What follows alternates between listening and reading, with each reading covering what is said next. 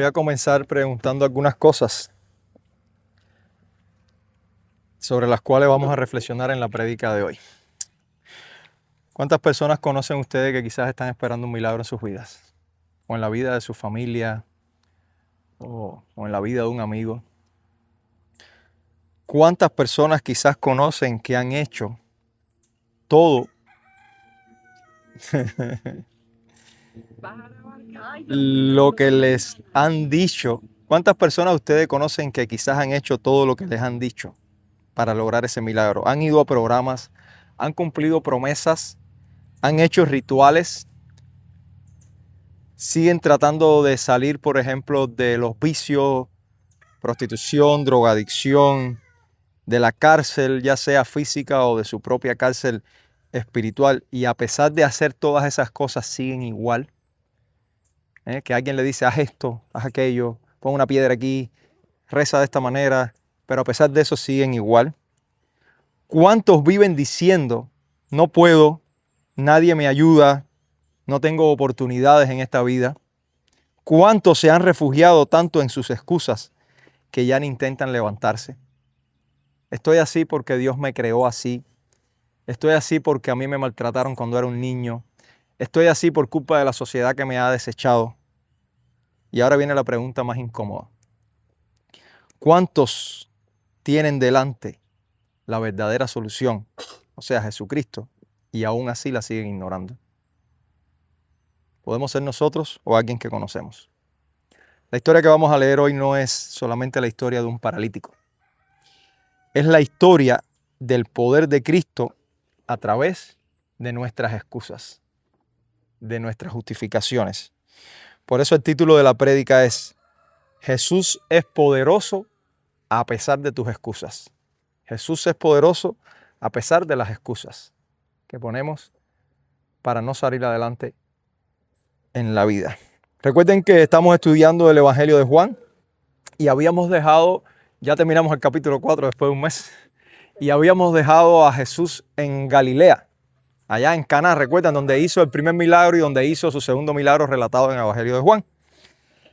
Ahora Jesús, le pongo en contexto de lo que vamos a leer hoy, se va a trasladar de nuevo de Galilea a Jerusalén.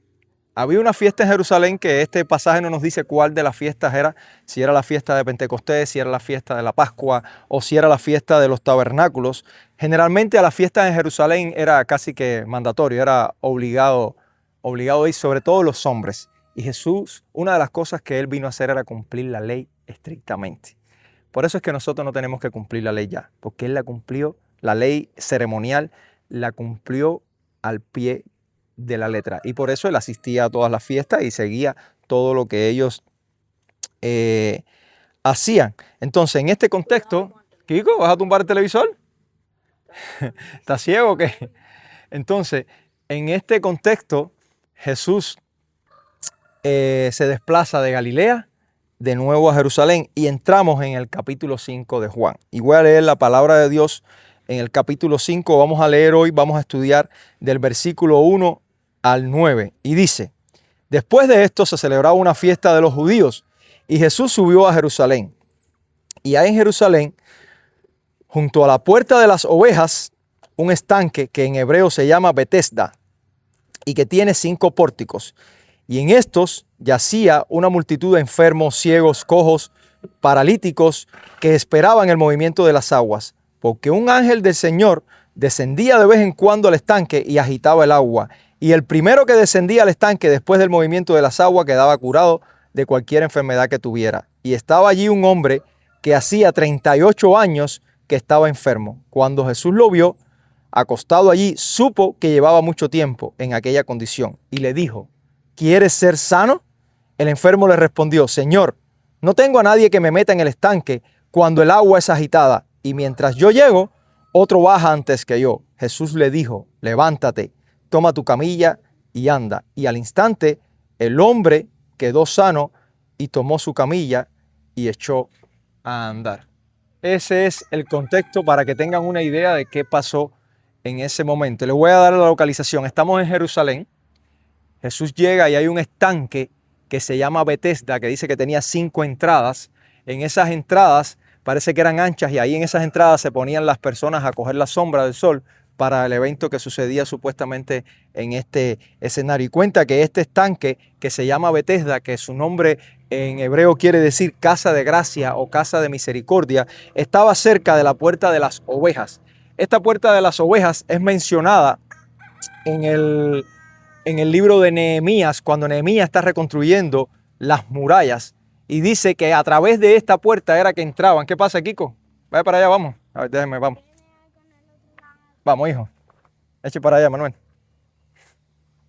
Entonces, a través de esta puerta era que se traían las ovejas para hacer el sacrificio, los días y los horarios que se hacían los sacrificios en Jerusalén. Por eso se llamaba puerta de las ovejas. En el libro de Nehemías, en el capítulo 3, pueden ver la descripción de los nombres de todas las puertas que tenía la entrada hacia el templo. Y el sitio estaba bastante cerca del templo, ¿no? Ahora, ¿qué ocurría en este lugar según este pasaje? Voy a leer de nuevo. Dice que en estos, o sea, en los pórticos del estanque, yacía una multitud de enfermos que se ponían, como les dije ahí, a tomar la sombra del pórtico, ciegos, cojos, paralíticos, que esperaban el movimiento de las aguas, porque un ángel del Señor descendía de vez en cuando al estanque y agitaba el agua, y el primero que descendía al estanque después del movimiento de las aguas quedaba curado de cualquier enfermedad que tuviera. Ellos creían que había un movimiento de aguas que era producido por un ángel que el Señor enviaba cada cierto tiempo, no especifica qué tiempo, y el primero que entrara al agua era sanado de cualquier cosa, absolutamente cualquier cosa. Resulta que este estanque tenía una peculiaridad. Al igual que muchas fuentes de aguas en Jerusalén eran intermitentes. ¿Qué pasaba? Había un arroyo que le proveía o algo que venía bajo tierra que poco a poco proveía agua, y esa intermitencia podía generar esa turbulencia. O sea, había una explicación quizás hasta científica para esto. También se dice que las aguas eran bastante oscuras como por la concentración de minerales que podía tener, y esto le concedía a esta agua quizás algún tipo de poder medicinal como las hay hoy en día. Nosotros hemos tenido oportunidad de ir a lugares donde hay baños de aguas medicinales y todo esto, pero esto se convirtió en ese lugar en una creencia popular o una superstición, y por eso todas estas personas que tenían enfermedades estaban ahí constantemente, a ver si les tocaba a ellos la oportunidad de que el agua se moviera y entrara. No se describe en ninguna parte de la Biblia de que alguien haya entrado a esas aguas y haya salido sano. Solo se dice lo que ellos creían. Y lastimosamente, hoy nosotros también enfrentamos ese nivel de superstición en nuestra sociedad. Hay personas muy, muy supersticiosas. Yo les he contado otras veces que yo tenía una superstición que nunca ponía una tarjeta al revés en mi cartera. Yo el dinero siempre lo ponía súper organizado, con la cabeza de la figura para arriba. Las tarjetas tenían que ir derecha. Yo decía que para mí eso era como maldición, que te traía como mala suerte. Gracias a Dios ya ni cojo lucha con esas cosas. Pero también las personas hoy, por ejemplo, creen, como les decía al principio, les dicen, haz este ritual, haz esta cosa y serás sano. Reza el rosario no sé cuántas veces y serás perdonado. Yo recuerdo a alguien que me dijo, vamos a mi casa para ver si me puedes poner y regar agua bendita por mi casa, y eso va seguro a sanar todos los males espirituales que puedan haber en mi casa. O en Cuba, vete allá a Holguín, sube la loma de la Cruz y todo lo que pidas te será cumplido. Parece que las personas tienen una tendencia a creer en cualquier cosa que les digan que ellos tengan que hacer, porque a nosotros nos gusta ganarnos todo, que a creer en el Dios vivo. Imagínense el evento aquí en este escenario cuando esas aguas se movían. ¿Quién llegaba primero al agua? Los que estaban mejorcitos. Imagínense la pelea que se armaba ahí. Imagínense, el que tuviera una discapacidad severa no podía moverse, como este personaje que vamos a ver en el día de hoy. Realmente lo que uno podía ver ahí era, ¿ustedes saben qué? Una demostración del egoísmo humano, de quién llega primero. Yo siempre uso yo me recuerdo las tiendas en Cuba, las TRD tenían un lema, que era lo mío primero. ¿Qué cosa más egoísta? Una sociedad supuestamente que nos había vendido que teníamos que amar a los demás y que teníamos que servir a los demás. Sin embargo, la tienda donde más se compraban las cosas, que era del gobierno, sigue siendo del gobierno, tenía un lema que se llamaba lo mío primero. Pero mientras todos en esta historia, mientras todos quizás se peleaban por lo mío primero, Cristo, Jesús, dirigió su demostración de poder y amor hacia la persona más discapacitada que había ahí. Y en ese escenario. Dice el versículo 5, dice que, y estaba allí un hombre que hacía, miren qué tiempo hace, es importante saber el tiempo, hacía 38 años que estaba enfermo. Y cuando Jesús lo vio acostado ahí, supo que llevaba mucho tiempo en aquella condición y le dijo, ¿quieres ser sano?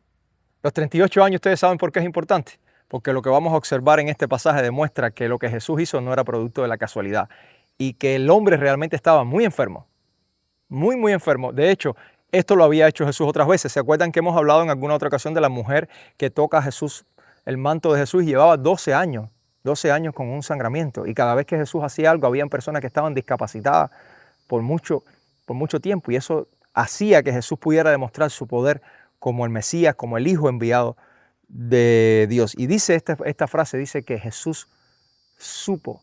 No era un simple conocimiento como que quizás alguien le dijo, porque la palabra que se utiliza ahí, la palabra gnosis, viene de la palabra conocimiento total. Jesús sabía de antemano, en una demostración de la omnisciencia de él, que el hombre llevaba casi 40 años en esa condición. Nosotros a veces tratamos a Jesús como si él no supiera lo que nos pasa. Gladys y yo tuvimos una conversación con alguien esta semana, bien bonita el tiempo que tuvimos el jueves, ¿verdad? Fue un tiempo maravilloso. Pero esta hermana nos decía, yo me quedaba pensando después en la casa, y era como que quizás ella no entendía que Jesús sí conocía su situación, porque Jesús lo conoce todo.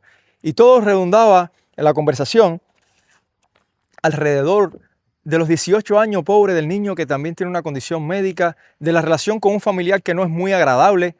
¿Y tú te crees que Jesús no conoce esas cosas? ¿Tú te crees que Jesús no conoce las batallas por las que tú estás pasando? Jesús sabía todo. Jesús es omnisciente. Jesús conoce todo. Y nosotros creemos a veces que la supuesta falta de acción de Cristo en nuestra vida, en nuestras acciones, es porque Él no conoce. Y llegamos a reclamarle. Llegamos a reclamarle. Job lo hizo. No es malo preguntarle a Dios por qué. Job le preguntó a Dios muchas veces por qué me está pasando esto. Pero a veces nosotros no solamente queremos saber el por qué, sino que le reclamamos a Dios y le decimos, es que somos buenas personas, es que yo he hecho esto bien, es que por aquí bien y nada sale bien, ¿y por qué tú me permites esto? Hermano, familia, Jesús conoce todo lo que tú estás viviendo. Absolutamente todo, lo mínimo que nadie conoce. Vaya, les voy a decir algo, ni siquiera lo que tú conoces Jesús lo conoce, porque tú no conoces las causas por las que están ocurriendo las cosas. Recuerden, el pastor Jimmy el viernes nos enseñaba respecto a que el día que ya pasó, o sea, los 1000 años que están por venir, para el Señor es como el día que ya pasó. El Señor no ve la vida como nosotros, que vemos una película constantemente en movimiento. El Señor ve como un cuadro, ve todo el escenario, y todo en Dios está en presente. Él lo hace es ver el presente. Él sabe cada detalle, cada preocupación de los niños, cada preocupación con sus escuelas, con sus vacaciones. Él conoce todo. Entonces nosotros no podemos cuestionar a Cristo. Ahora, ¿por qué si Jesús sabe todo, le hace una pregunta a este hombre tan supuestamente tonta? Si usted se imagina la pregunta que Jesús le hace y la lee, miren lo que dice ahí, dice, ¿quieres ser sano? ¿Quieres ser sano?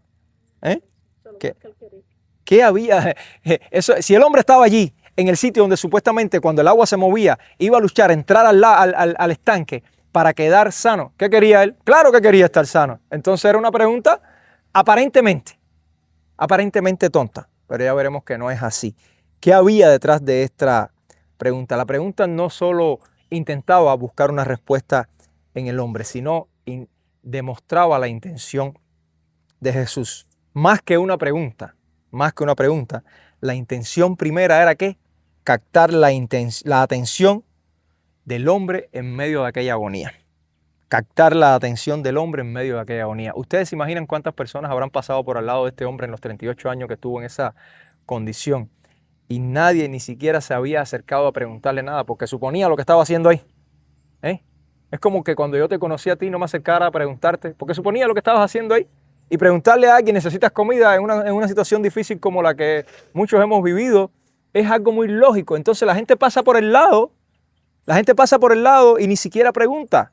Pero Jesús entendía que tenía que establecer un rapport con el hombre, poder conversar para poder hacer lo que él iba a hacer después. A veces suponemos que las personas necesitan algo y puede que realmente lo necesiten, pero muchas veces las personas lo que necesitan es atención. Muchas veces las personas lo que necesitan es una conversación o una pregunta. ¿Cómo estás? ¿Cómo te sientes? ¿En qué te puedo ser útil? Y eso es lo que hace Jesús para llamar la atención de este hombre sobre lo que iba a ocurrir después. Así hace Dios cuando nos utiliza a nosotros para alcanzar a personas en el mundo. Nos da la inquietud de decirnos, acércate y pregúntale, ¿en qué te puedo servir? Es como cuando yo voy al hospital y le pregunto a un paciente que está ahí bien delicado, ¿te sientes bien?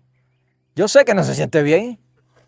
Yo sé que no se siente bien, pero yo tengo que establecer la conversación. Y lo otro es que cuando vayamos a hacer algo por alguien o preguntar o cualquier cosa, a veces las iglesias se proponen, por ejemplo, hacer campañas para llevar alimentación y hacer donaciones de ropa, todo lo que hacemos. Pero muchas veces no le demostramos a las personas a las que nos dirigimos preocupación por sus vidas. Te dejo la bolsita de comida, te dejo mi tarjeta, escanea mi código para si quieres pedir mi oración, pero yo no te conozco. Hablen con las personas. Demuéstrenle que su vida te interesa, aunque no lo conozcas. Y esto está haciendo Jesús, demostrándole que su vida le interesaba. ¿Quiere ser sano? No es solamente una pregunta. En este caso, es una oferta también de sanidad. Ya vamos a ver por qué. En las conversaciones judías, los judíos siempre hablaban haciéndose preguntas. Yo te hacía una pregunta, pero mi pregunta llevaba a una respuesta inducida y tú me hacías una pregunta para responder mi pregunta. Y esto pasaba muchas veces. Pablo en sus cartas le decía, bueno, ¿y entonces qué? ¿Seguiremos pecando? Y él mismo se respondía, de ninguna manera. Y así iba respondiéndose y se hacían este tipo de intercambio. Cuando Cristo le hizo esta pregunta, nos demuestra que él nunca entabla una conversación por gusto, ni haces preguntas solo por chismear. A veces nosotros vemos un accidente en la carretera. ¿Qué habrá pasado ahí? Ni siquiera oramos. Vamos en la cola del accidente y nos tiene ahí en la cola obstinado, y cuando pasamos por el accidente y vemos el desastre, el carro al revés, ¿qué habrá pasado? Ni siquiera decimos, está bien, yo voy manejando, pónganse a orar. Y es una crítica que hasta yo mismo me hago. Pónganse a orar por lo que acaba de pasar ahí. Porque lo que hacemos es chismear. ¿Qué le habrá pasado a Gladys que no vino hoy? Y lo que estamos interesados en el chisme, ¿qué le habrá pasado? Estamos interesados en saber, pero no estamos interesados en solucionar. Y Cristo nunca preguntó solamente para saber. Primero, Él no necesitaba saber. Él lo sabe todo. Él siempre preguntaba para dar solución a los problemas. En Marcos 10, en el versículo 51, hay un pasaje donde Jesús sana al famoso ciego Bartimeo. Y dice que dirigiéndose a él, Jesús le dijo, ¿qué deseas que haga por ti? ¿Ven la pregunta que es supuestamente tonta? A un ciego. ¿Qué tú le vas a preguntar a un ciego? El que te ha escuchado y que te estaba llamando, hijo de David, hijo de David, hijo de David, ten compasión de mí. Y Jesús se le acerca y le dice, ¿qué deseas que haga por ti? Jesús hace el milagro en el hombre y dice, el versículo 52 dice, y al instante recobró la vista. Porque el ciego le había preguntado, Raboní, maestro, que recobre la vista. O sea, Jesús preguntaba para buscar solución. Siempre detrás de sus preguntas o palabras había la intención de demostrar su poder como el Mesías, su amor, su misericordia y la intención de cumplir la voluntad de Dios. Otra vez lo demostró también en Mateo 9, versículo 27 en adelante. Él le preguntó a esos ciegos, ¿creéis que yo puedo hacer esto que ustedes están pidiendo? Ellos querían que Jesús le devolviera la vista. Sin embargo, Jesús le hizo como una prueba de fe. ¿Ustedes creen que yo realmente lo puedo hacer? No era una simple pregunta. Jesús estaba haciendo una introducción para demostrar su poder y una oferta de sanidad, como lo hizo, y vamos a ver más adelante, con este hombre. Yo sé que a veces las preguntas de Jesús son ofertas para demostrar lo que Él puede hacer en tu vida. Por eso, pregúntate tú mismo cuando leas la Biblia, ¿qué te pasa hoy? Ese es Cristo preguntándote, ¿qué te pasa hoy? ¿Cómo estás de ánimo hoy? ¿Cómo te sientes hoy? ¿Cómo está tu relación conmigo hoy? Te pregunta Jesús. Jesús también te dice, ¿cómo puedo llevar tus cargas?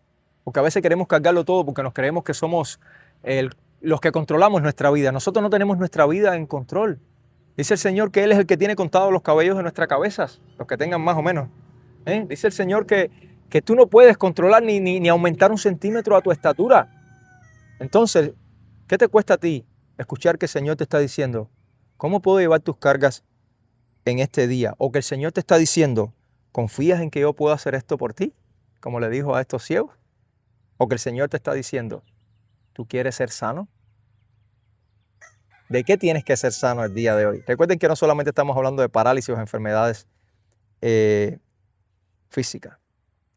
Estamos hablando de la sanidad espiritual. Más que una pregunta, es una acción de Jesús movida por la compasión, donde Jesús demostraba el amor y la preocupación hacia los más necesitados. Y ustedes saben por qué Jesús siempre hacía eso. Miren lo que dice el Salmo 72, versículo 12 y 13. Dice, hablando de Dios, hablando de lo que venía a ser Jesús, dice, porque Él librará al necesitado cuando clame, también al afligido y al que no tiene quien le auxilie, y tendrá compasión del pobre y del necesitado, y la vida de los necesitados salvará. Nosotros a veces nos preguntamos solo para saber, pero lastimosamente, como les dije hace rato, no tomamos acciones cuando recibimos respuestas. Ni siquiera oramos por las personas que están respondiendo nuestras preguntas. Incluso a veces nuestros regaños a nuestros hijos, a nuestros nietos, a las personas que nos rodean, no tienen el objetivo de restaurar. Incluso los regaños de Jesús, porque Él hacía preguntas también como para regañar, siempre iban acompañados de una enseñanza para restaurar tu vida, para restaurar la de sus discípulos y la de las personas que le rodean. Pero nosotros lastimosamente no somos capaces de actuar así, porque no le oramos a Dios que nos dé esa capacidad y que nos ayude a mirar con la compasión y el amor con que Él mira. Recuerden que hasta la disciplina de Dios es por amor. ¿Qué dice la palabra de Dios? Dios al que ama, lo disciplina. Pero a veces nosotros disciplinamos y no lo es por amor. A veces queremos que las personas que nos rodean sufran las consecuencias de lo que está pasando. Tú te metiste en ese problema, tú tienes que soportar o tú tienes que sufrir porque te corresponde. Si así fuera, Jesús hubiera dejado a todo el mundo en la situación que estaba, por el supuesto karma, que es lo que predican algunas religiones orientales. El karma, tienes que pasar lo que te pasa para que entonces puedas ir al otro nivel. Jesús puede desaparecer todo lo que te pasa en un instante y usted superar esa situación en menos de nada. Y lo vamos a ver en este pasaje. Él siempre, todo lo que hacía era movido por la compasión y siempre tenía la intención de dar solución al problema. Miren, Mateo 9 dice que en el versículo 35 dice, y Jesús recorría las ciudades enseñando en las sinagogas, proclamando el evangelio del reino y sanando toda enfermedad y toda dolencia. Y viendo las multitudes, tuvo compasión de ellas. Siempre cada movimiento era por compasión. Estamos mirando nosotros con compasión a esas personas que están pidiendo en los semáforos. Yo sé que a veces no podemos darle $1. Si le vamos a dar $1, $5 a todo el que esté parado en un semáforo, el salario muchas veces no va a alcanzar. Además, yo dije un día, la Biblia dice, los pobres siempre van a existir. Nosotros no lo vamos a poder eliminar. No existe programa social o gubernamental que elimine la pobreza en el mundo. Cada vez que la Agenda 2030 viene y te dice, de aquí al 2030 vamos a eliminar el hambruna mundial, nunca lo cumplen y el hambre aumenta más. Ya tenemos la agenda, no hemos llegado al 2030 y ya tenemos la Agenda 2045 con los mismos objetivos de la Agenda 2030 y algunos más. Y nunca se elimina, porque la palabra de Dios lo dice. Lastimosamente los pobres siempre van a existir, pero nosotros estamos al menos llamados a mirar con compasión a esas personas, a orar por ellos o a entablar una conversación. Cuando Jesús le dio comida a los 5,000 ese día, dice el versículo 14 de Mateo 14, dice que al desembarcar, Él vio una gran multitud y tuvo compasión de ellos y sanó a sus enfermos. No solo tuvo compasión, sino que tomó una acción para demostrar su poder, pero dirigido por la compasión y por el amor. ¿Será que nosotros seamos capaces de imitar a Jesús de esa manera? Quizás no tengamos el poder para sanar a las personas o para darle comida a 50,000 personas, pero quizás le podemos dar comida a uno. Quizás le podemos dar alimento o apoyo espiritual a uno. Y recuerden que yo les he dicho muchas veces, una vida en el reino de Dios es tan importante como los 99 que ya han sido salvados. El Señor dejaba a sus ovejas, dice, ¿quién de ustedes no deja las 99 y va detrás de esa vida? Y nosotros somos los encargados de alcanzar esa vida. Por eso, dentro de las preguntas que Jesús te puede hacer en tu vida, cuando te sientas confrontado por una pregunta de Dios, cualquiera de las que Él te pueda hacer, ya sea en la lectura de la Escritura, en oración, o a través de la predicación del pastor, o viste un video que te llamó la atención, algo que Jesús llamó tu atención, no esperes segundas intenciones detrás de la pregunta de Jesús o un juicio inminente. Ese no es el objetivo de Dios. Siempre espera que el objetivo de la pregunta que el Señor te está haciendo sea demostrar su amor y su compasión, aunque la pregunta sea para regaño. ¿Qué estás haciendo? ¿Por qué estás haciendo esto en tu vida? ¿Por qué te estás metiendo en este camino? ¿Por qué te apartaste del Señor? Esa pregunta, aunque suene a regaño, es una pregunta de amor y de compasión. De hecho, lo demostró con Adán en el Edén. Recuerden que Adán comió y el Señor, ¿tú crees que el Señor no sabía que él había comido? Y él salió y le dijo, ¿comiste? ¿Realmente comiste del árbol que yo te dije que no comiera? Él sabía. Él le estaba dando otra oportunidad. Yo conozco un Dios que hay personas que dicen, no, Dios siempre da segundas oportunidades. No, Dios da terceras, cuartas y quintas oportunidades. Es el Dios de darte oportunidades para que tú regreses al camino. Y lo mejor que podemos hacer nosotros es responder nuestras preguntas con sinceridad. ¿Le llama la atención el perfume tuyo, será? El burro está intranquilo y debe ser que tendrá. Ahorita le vamos a echar agüita. Entonces, lo que creo y considero y le llamo a reflexión es que a la hora de contestar las preguntas que el Señor nos hace a través de cualquiera de los mecanismos que Él use, sepamos contestar con sinceridad y con humildad. Sí, Señor, me pasa esto. Estoy en esto, estoy cayendo en esto. A veces necesitan la ayuda de los líderes de la iglesia para eso. A veces yo sé que no es necesario ir a un confesatorio, pero a veces necesitan la ayuda de un líder mayor o un hermano de la iglesia, un cristiano maduro, para ayudarlos a salir de las situaciones. Porque a veces todavía no están preparados para escuchar la palabra de Dios a través de la Biblia o a través de la prédica. Entonces necesitas que alguien te dedique más tiempo. Hágalo. Hágalo. El Señor utiliza personas para eso. Y después que el Señor hace esta pregunta, viene una respuesta y un milagro inesperado. Una cosa que nadie se esperaba que iba a ocurrir en ese momento. Vayamos a ver la respuesta del hombre en el versículo 7 de Juan 5. Fíjense que el hombre ni siquiera responde la pregunta de Jesús. El enfermo le respondió, Señor, no tengo a nadie que me meta en el estanque cuando el agua es agitada y mientras yo llego, otro baja antes que yo. ¿Ustedes se imaginan la soledad de ese hombre? Fíjense la frase, no tengo a nadie. ¿Qué cosa es nadie? ¿1 o 0? 0. Imagínense la soledad de ese hombre. Ustedes saben por qué. Los discapacitados en ese tiempo eran vistos como malditos. La mujer que tocó el manto de Jesús con los 12 años que llevaba con el flujo de sangre era una mujer desechada. Los leprosos eran apartados.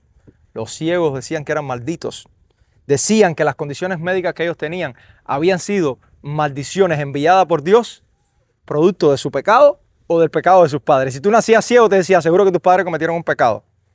De hecho, los discípulos encontraron un ciego que Jesús le devolvió la vista y ellos le preguntaron, Maestro, ¿quién pecó, este o sus padres? Y Jesús le dijo, nadie pecó. La condición médica de él no es por pecado. La condición médica de él es para que se demuestre mi poder y el poder de Dios en él en este instante. Así que imagínense cómo trataban a los discapacitados en esa época. Eran desechados por la sociedad y una sociedad que vivía alrededor del templo y de su cultura religiosa.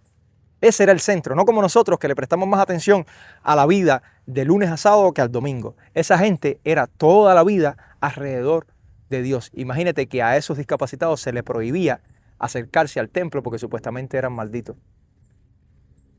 Así los veía la sociedad en ese tiempo. Por eso el Señor, el hombre le dice, no tengo a nadie, no tengo absolutamente a nadie. Por tanto, si era menospreciado y desechado, ¿cómo iba a encontrarse a alguien que lo metiera en el estanque? Él no podía caminar, estaba paralítico, hacía 38 años en esa condición invalidante. Por tanto, la respuesta que el hombre le da, que no respondió a la pregunta de Jesús, Jesús le pregunta, ¿quieres ser sano? Y él le dice cualquier otra cosa. Quizás había sido, ¿no?, la expresión de un hombre amargado y separado por la sociedad.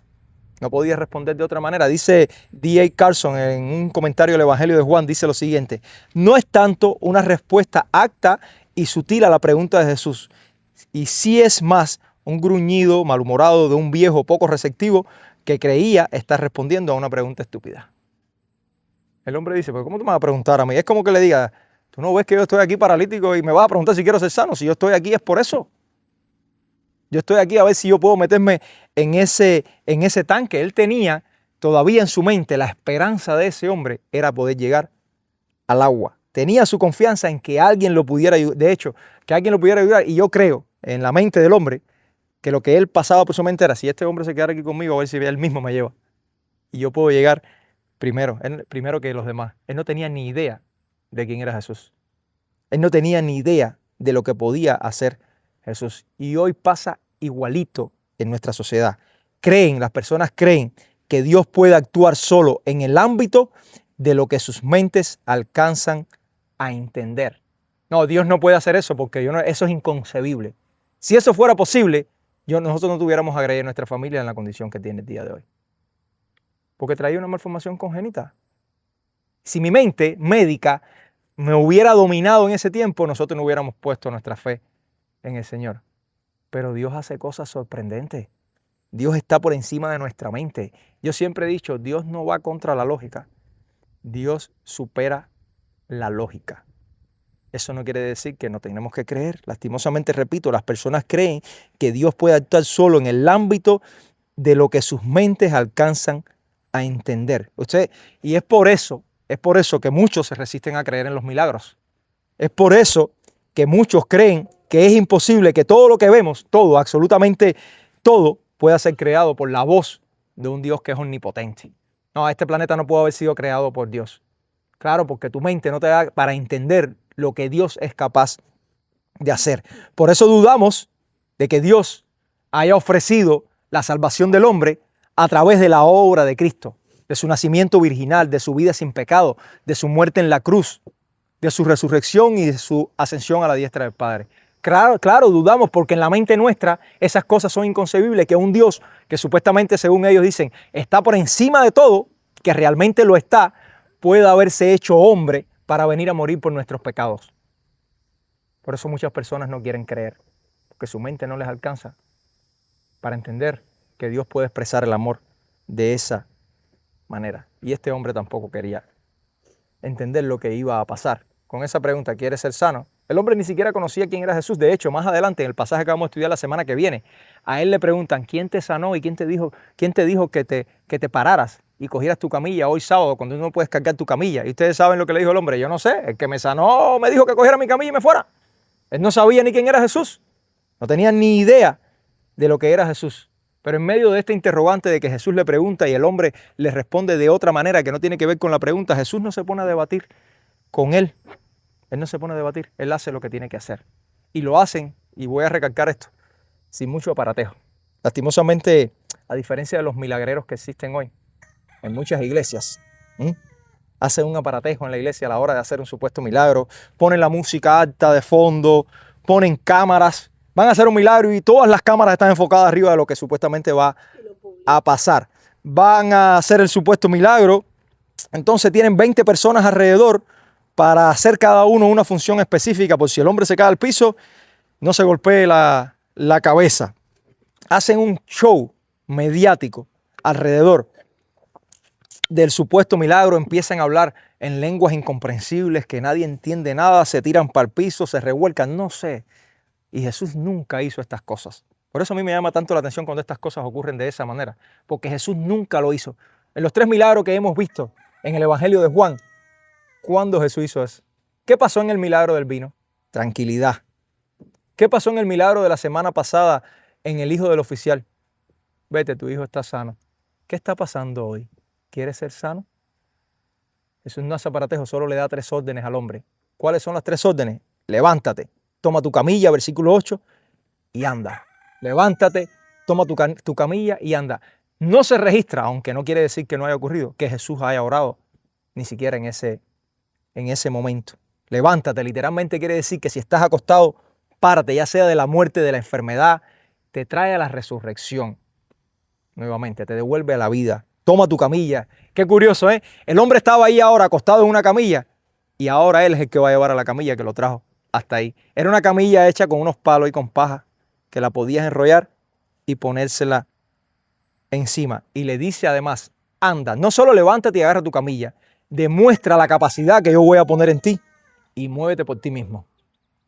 Demuestra lo que yo voy a poner en ti y muévete por ti mismo. Literalmente, Jesús le reinició la vida al hombre. El hombre estaba en shock. A la computadora del hombre le cayó un virus y el Señor le dio restart, una vida nueva. Yo supongo que ahora, después que Jesús le dijo esto, el hombre tenía la capacidad de quedarse y meterse al estanque solo y ganarle a todo el mundo, ¿verdad? Pero yo estoy seguro de que el hombre ni siquiera se preocupó por ir corriendo. No lo necesitaba. No lo necesitaba. Cuando Jesús viene a tu vida, tú no necesitas más nada. Tú no necesitas rosario, tú no necesitas agua bendita, tú no necesitas nada. Tú lo único que necesitas es a Cristo actuando en tu vida con poder, con la palabra de Dios. De hecho, con el poder de su palabra, con 3 palabras, el verbo, como dice Juan, que se hizo carne y habitó entre nosotros. Recuerden que la palabra verbo quiere decir palabra. Con el poder de su palabra le dijo, coge tu camilla, levántate, coge tu camilla y anda. En menos de un minuto destrozó 38 años de discapacidad. En menos de un minuto. Y ustedes saben lo que hizo, además de sanarlo de su enfermedad, lo reintegra a la sociedad. Nosotros trabajábamos como case manager, ¿no? Y una de las funciones que tenía el case manager era educar al paciente, que casi nunca nadie lo hacía, para que la persona se reintegrara a la sociedad. Enseñarte a qué tienes que manejar, enseñarte cómo manejar internet, enseñarte cómo dominar tu teléfono, cómo llamar y usar los recursos que el gobierno ha puesto a tus manos. Jesús hacía eso también. Te sanaba y te reintegraba a la sociedad porque tú eras un desechado. Y ahora, ¿cómo va a ser? Te recuperas totalmente y te reintegra para que tú puedas ser útil en la obra que Él te dio. Si Jesús te saca de donde te saque y te pone donde te pones para que tú le seas útil allí donde Él te está poniendo. Ese es parte del plan de Dios en tu vida. Te preparas para que haga lo que Él mandó y espera. Fíjense que Jesús no solo te prepara, sino que espera que te reintegres como una nueva persona. Hay un pasaje donde Jesús sana a 10 leprosos y cuando los sana les dice, vayan y preséntense ante el sacerdote. Con el objetivo de reintegrarlos a la sociedad, el sacerdote los evaluaba y les decía, ya están listos para participar de la adoración y toda la vida social. No tienen que estar apartados en cuevas como hacían los leprosos en ese tiempo. Ya Jesús a este hombre lo había preparado. De hecho, cuando Él le dice, levántate, toma tu camilla y anda, dice, el versículo 9 dice que al instante el hombre quedó sano, tomó su camilla y echó a andar. Jesús no va a hacer algo ni te va a dar una tarea para la cual Él no te haya preparado. No es para la cual tú estés preparado. Eso es un cuento que nos mete muchas veces.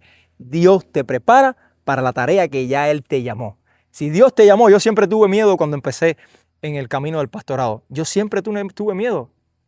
Y mi pastor me dijo, ya Dios te preparó. O sea, no es que te va a preparar, ya Él te preparó. Ya Él te dio los recursos necesarios. Y lo mismo va a hacer con cada uno de ustedes. ¿Qué te mandó a hacer Dios a ti? ¿Qué te mandó a hacer Dios a ti, a ti, a ti? ¿Qué les mandó a hacer? Dios te preparó. Ahora identifica cuáles son los puntos débiles en el proceso de preparación continua para que tú puedas seguir cumpliendo con lo que Dios te dio, porque ya Él te preparó. Ustedes saben por qué la obra que Dios hizo en este hombre y va a hacer en cada uno de nosotros no falla, porque Jesús nunca hace un milagro imperfecto. Todos los milagros de Jesús son completamente perfectos. No hay milagros progresivos, hoy te sana un poquito más. Jesús cuando hace una obra la hace instantánea y perfecta. Convirtió el agua en vino en un instante y le dijo al hombre, échale agua, saca y llévale. ¿Cuánto demoró eso? Llenar las tinajas. Le dijo al oficial, vete, tu hijo está sano. El hijo estuvo sano a la misma hora que Jesús lo dijo. Recuerden que el hombre llegó al otro día. Y al otro día cuando él pregunta a qué hora estuvo sano, dice ayer a la hora 7, que eran como las 3 de la tarde en el horario nuestro. Y este hombre, después de 38 años, quedó sano con una sola palabra. Porque Cristo tiene poder con su palabra. Lo que pasa es que nosotros no queremos creer en el poder que tiene Dios con su palabra. Con solo hablar creó el universo. Con solo hablar resucita a los muertos. Con solo hablar, de hecho, la fe viene por el oír de la palabra de Dios. Con solo hablar, Cristo convierte a las personas. No hay que hacer mucho aparatejo, no hay que tener una mega iglesia llena de luces. Todo eso está muy bien el que lo pueda tener, pero eso no es necesario para que Dios haga su obra. Y hay algo curioso en este pasaje. Ustedes saben lo curioso de este pasaje. ¿Ustedes vieron que este hombre demostró alguna fe? Este hombre lo que tenía era fe en el estanque. Este hombre nunca demostró fe ni en Dios, ni en Cristo, ni en nada. Lastimosamente también hay un movimiento maligno, y le voy a decir maligno porque esa es la palabra que lleva hoy en día, que la gente le llaman los sanadores de la fe. Ustedes saben lo que dicen estos sanadores de la fe. Que por tu incredulidad, que por tu falta de fe, que porque tú no declaras cosas positivas sobre tu vida, entonces tú no eres sano, o tú no sales de las drogas, o tú no sales de la prisión, o tú no sales de la homosexualidad, o tú no sales de tu pecado, porque tú no declaras cosas positivas o porque tú no tienes fe. Eso es falso. Ustedes saben por qué eso es falso, porque aunque muchas de las personas en las historias de la Biblia que nosotros leemos y los milagros que hizo Jesús, Jesús le dijo, tu fe te ha sanado. Eso no es un cliché. Eso no es que siempre es así, porque la sanidad no depende de tu fe. La sanidad depende del poder de Dios y de su intención soberana. Y esta historia demuestra el poder de Cristo a pesar de la falta de fe de ese hombre. Y no es la única vez que Él lo hace. En otros pasajes, Cristo sanó muchas personas que no tenían fe. Cristo llegó en Mateos 8 a casa de Pedro y se encontró a la suegra de Pedro, y miren lo que dice, y al llegar a casa de Jesús, a casa de Pedro, vio a la suegra de este que yacía en cama con fiebre. Le tocó la mano y la fiebre la dejó, y ella se levantó y le servía. No hay ningún ejemplo aquí de que la mujer haya demostrado fe, pero hay más. Mateo 12 dice que Jesús estaba, en Mateo 12, versículo del 10 al 13, no lo voy a leer completo, Jesús estaba en la sinagoga y los judíos estaban tratando de probarle a ver si hacía alguna obra el día sábado para poder acusarle. Y dice que había ahí en la sinagoga un hombre que tenía una mano seca. Y Jesús sin más le dice lo siguiente. Entonces dijo al hombre, extiende tu mano. Y la extendió y le fue restaurada, sana como la otra. Un hombre que estaba ahí. Jesús no le preguntó, ¿tú tienes fe? Jesús no le dijo, el escenario no dice, Jesús sabía que él tenía fe. Es por su poder, por su soberanía. Y ustedes saben cuál es la historia que más me gusta a mí, además de esta que estamos estudiando hoy, de la demostración de fe, de la demostración del poder de Dios y del amor de Dios sobre personas que no tienen ni fe. Y a pesar de las excusas de las personas, cuando en Lucas 2 arrestan a Jesús, Lucas 22, arrestan a Jesús y dice el pasaje que se arma una batalla, supuestamente Pedro saca una espada y le corta una oreja. Le corta una oreja a uno de los que fueron a arrestar a Jesús. Dice, y uno de ellos hirió al siervo del sumo sacerdote y le cortó la oreja derecha. Respondiendo Jesús dijo, deteneos, basta de esto. Y tocando la oreja al siervo lo sanó. A un hombre que ese hombre sí no tenía ninguna fe en Jesús. De hecho, él lo había ido ¿a qué? A arrestar. Y Jesús le sanó la oreja. Le hizo un milagro sin que el hombre demostrara fe. ¿Por qué me quieres engañar diciendo que es imprescindible la fe para que yo sea sano? Claro que la fe es necesaria. No quiero que me malinterprete. El Señor dice, sin fe nadie puede agradar a Dios. Pero tu falta de fe no limita el poder de Jesús. Nadie te puede vender eso. Eso no te da derecho a cuando tú escuchas este mensaje a decir, nada, tranquilo, el Señor lo va a hacer. Eso no nos da derecho. Pero no limites a Jesús, porque Jesús puede hacer lo que Él quiera hacer por encima de tu falta de fe, por encima de tu incredulidad, por encima de lo que sea. En este pasaje vemos una demostración de la gracia, o sea, del regalo soberano de Dios. Allí había muchos enfermos, pero Jesús escogió ¿a cuál? Al que estaba más discapacitado, al que no tenía ni siquiera quien lo ayudara para demostrar su poder y su amor. El hombre no estaba buscando a Jesús, ¿se acuerdan? ¿Se acuerdan de la samaritana? La mujer no estaba buscando a Jesús. Jesús lo buscó a él. El hombre ni siquiera sabía quién era Jesús. El hombre no tenía fe. El hombre no tenía ningún mérito que lo hiciera merecedor de este milagro, como nosotros no tenemos ningún mérito que nos haga merecedor de los milagros de Jesús. Yo venía escuchando la canción que dice, ¿cómo dice en inglés? No somos salvos por mi dignidad, sino porque tú eres bueno. Nosotros no recibimos las cosas que tenemos porque nosotros somos dignos o merecemos cosas de Dios. Nosotros tenemos lo que tenemos y recibimos las cosas buenas porque Dios es bueno y por su misericordia y por su bondad y por su gracia, somos lo que somos y tenemos lo que tenemos. El hombre estaba concentrado todavía en el supuesto poder del agua del estanque, pero a pesar de todas sus creencias, de todas sus carencias erradas, Cristo lo sanó por gracia y le dio algo que no merecía. Y quiero que se lleven este mensaje de nuevo, y lo puse aquí entre comillas y con negrita. Tu incredulidad, tu justificación, tus pretextos, tu falta de fe pueden poner en duda el poder de Jesús, pero no lo invalidan ni lo limitan. Sí, tú puedes dudar de lo que Dios puede hacer en tu vida. Yo llevo tantos años, sí, a mí el Señor ya no me va, ya yo estoy en un caso perdido. A mí el Señor, eso no invalida el poder de Jesús. Y eso mismo ocurre con la salvación. La palabra sanación y salvación muchas veces en la Biblia son intercambiables. Aunque tú te resistas a que Cristo te salve, Cristo te va a salvar. En su momento, Él te va a salvar. Dios te va a alcanzar aunque tú no quieras. Y además de eso, Él te va a capacitar, te va a preparar para que tú puedas responder a la orden de levántate, toma tu camilla y anda. Y seas que estés físicamente limitado o que estés espiritualmente muerto, cuando Dios te dé la orden, ¿usted sabe lo que va a pasar? Al instante, tú te vas a parar. Tú vas a tomar tu camilla y tú vas a andar. Y te vas a convertir en un miembro más de la comunidad de adoradores de Dios. Porque nosotros no fuimos llamados a convertir personas a ser cristianos. Nosotros fuimos llamados a llevar el mensaje de salvación para hacer discípulos a Cristo que se conviertan en adoradores de Dios. Por eso Oli oraba: Señor, permítenos durante esta semana adorarte todos los días, adorarte, honrarte y vivir para ti. Cristo no espera que nosotros vayamos los domingos a la iglesia y el resto de la semana nos quedemos haciendo lo que nos da la gana. Cada paso de nuestra vida tiene que ser un paso de adoración a Dios, de vivir para Cristo. Hoy te voy a entregar más. La llenura del Espíritu Santo no es echarme más agua encima, llenarme más del Espíritu, es entregarle más yo a Dios. ¿Qué me falta por entregarle a Dios? Dios te capacitó, Dios te dio la fortaleza, te dio todos los recursos, envió el Espíritu Santo a tu vida para que tú vayas entregándole todo lo malo, Él te llene de todo lo bueno y entonces tú puedas andar, coger tu camilla, levantarte y andar. Al final, todo se reduce a esto. El paralítico tenía 38 años de excusa, pero le tomó solo un segundo obedecer la voz de Cristo. No era el estanque, no era la ayuda de los otros, no era la oportunidad perfecta, era el poder de Jesús a pesar de las excusas. Y hoy no es diferente. Tú puedes seguir diciendo no puedo, puedes seguir esperando que alguien te cargue, puedes seguir mirando el agua y moverse todos los problemas alrededor en tu vida, y mi vida es una turbulencia como los discípulos en el mar, aquel también que estaba revuelto. Tú puedes seguir negando a Jesús, lo puedes seguir haciendo, o puedes responder a la voz de Jesús, porque Él sigue diciendo: levanta, toma tu camilla y anda.